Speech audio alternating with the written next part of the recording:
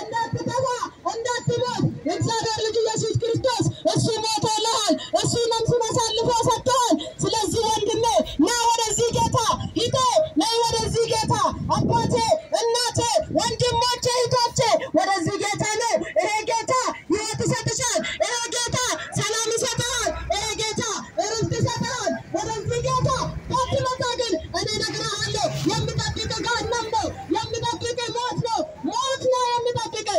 ገሃነም ደግሞ ድሉ አይተኛም፣ እሳቱ አይጠፋም። እዛ ውስጥ ለዘላለም ትቃጠላለህ፣ ለዘላለም ትሞታለህ። ጩኸት ነው፣ ምንም ከንቱ ጩኸት፣ ምንም ማንኛውም አይደርስም።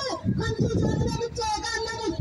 ዛሬ ግን ወደዚህ ጌታ ብትመጣ ከዛ ታርፋለህ፣ ከዛ ሞት ትድናለህ፣ ከዛ ጥፋት ታመልጣለህ። ወንድሜ ገሃነም ውስጥ የማታየው የሚያድን የለም። በዛን ሰዓት የሚያልፈን በዛን ሰዓት እንደዚህ ዝም ብሎ ጥርስ ማፋጨት ነው የሚሆነው። ስለዚህ ቀን ሳለ ዛሬ የዚህን ቃል ልትሰማ፣ ዛሬ ልትድን፣ ዛሬ ልታመልጥ፣ ወደዚህ ጌታ ልትመጣ ከወደድክ ቀኑ ዛሬ ነው፣ ሰዓቱ ዛሬ ነው፣ ደቂቃው አሁን ነው። ወንድሜ አትቀልድ፣ አትቀልድ። በሕይወት አይቀለድም፣ በሕይወት አይቀለድም። የሕይወት ጉዳይ ነው፣ ጉዳዩ የሕይወት ጉዳይ ነው። የሚቀለድበት ሰዓት ላይ አይቀለድም።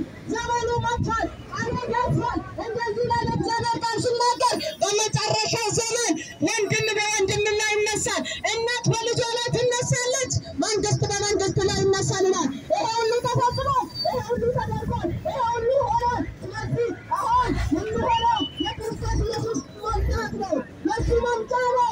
መምጫ ጋር አምልጪ፣ ሂደህ አምልጪ። ወንድሜ አምልጥ ነው የምትመርጠው። ሁለት መንገድ የለም፣ አንድ ነው እሱም የማትቆም ዘረኛት ወጣገራ ባቀየው ወጣገራ ኢየሱስ ክርስቶስ ወዲ አገራሳ ካኒ ሰላ ኡካሪ ሰላ ዘረኝ ሰላ ሰማን ዘረኝ ብራንቱ ኡጓሬ ኢየሱስ ተ ኡጋል ብራቶ ኮየንቱ ጀሮ አራማ ኢየሱስ ተ ዘረኝ ብራና